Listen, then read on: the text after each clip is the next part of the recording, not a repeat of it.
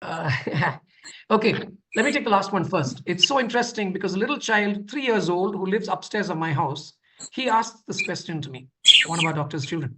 He said, what are you saying, share the pain? Pain is inside somebody's body. How can you share it? And, truth comes from the mouths of babes and infants. It's a really good question. So I was telling him, this little child, I was telling him, your parents love you so much. When you fall down and hurt yourself, the pain is yours, but your mother and father are also crying because they love you so much, they feel your pain.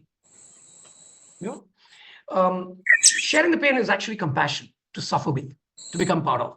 Many years ago, TIS, Tata Institute of Social Sciences, tried to send students to us for this MHA students to us. Now, there's one chap who came, brilliant guy. I won't mention his name. He works in a big place right now.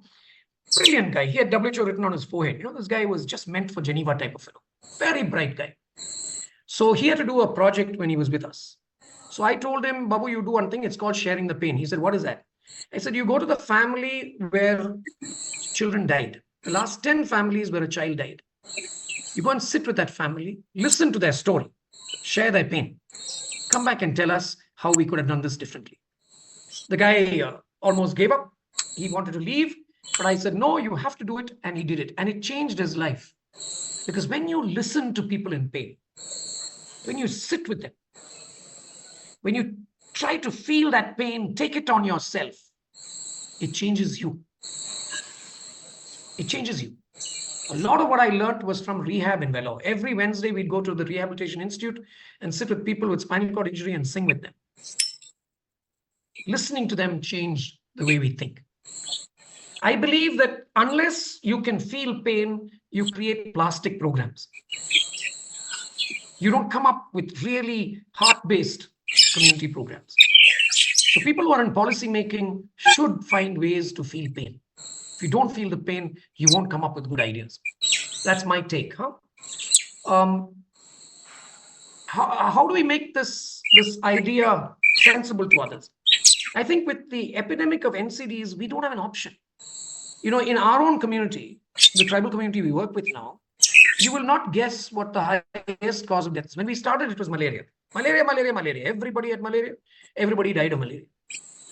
Today, for the last 10 years or so, 7, 8 years now, the highest cause of death is actually chronic kidney disease. In a tribal community, non-diabetic, non-hypertensive, what we call CKDU, chronic kidney disease of unknown origin. Now, a hospital answer to that is to start a dialysis unit. That doesn't solve our problem. There's no question. We have to go down to the primary care and find the etiology and change what is causing it. If we continue in the way we are going, this country cannot afford the kind of disease burdens that are coming. We've not got rid of tuberculosis. And we're going to be dealing with strokes at the age of 30 and 35. The entire hardworking economic producing people are going to be sitting with long-term illnesses. There's no question. We have to go there. Now, will it be popular? I don't know. But should we do it? Yes, we should. I don't know if I'm answering questions properly or not, but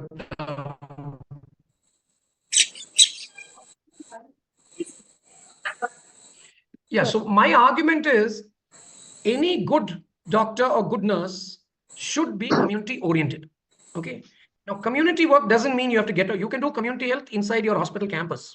This kind of attitudinal community health. Inside your campus also you can do. You don't have to go to a village. Similarly, you may go to a village, but not do any community work. Just because you go to a village doesn't mean you're doing community work. The question is, does it promote health for all or not? So if you are an oncologist and you see cancers due to tobacco and you don't do anything about it, you are not a good oncologist. If you're a cardiologist and you see the ischemic heart diseases and you're only intent on putting in stents, but you're not asking the question of why is this happening, then you're not a good cardiologist. If you're an obstetrician and you're getting cases of ruptured uterus and you spend all your life repairing ruptured uterus, but do not ask the question, how can I change this? Then you're not a good obstetrician. I'm not saying we should all go into community health. I'm saying communitize. Communitize our thinking. Think right across the spectrum. Why am I seeing so many of these? How can that change? And your entire intervention might be only inside your campus, just doing health education for all the patients and relatives who come in.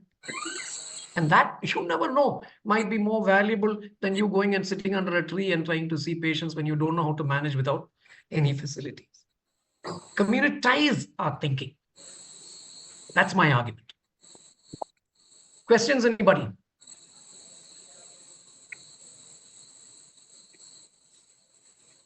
Yes, there's one more question from Soumya. How can we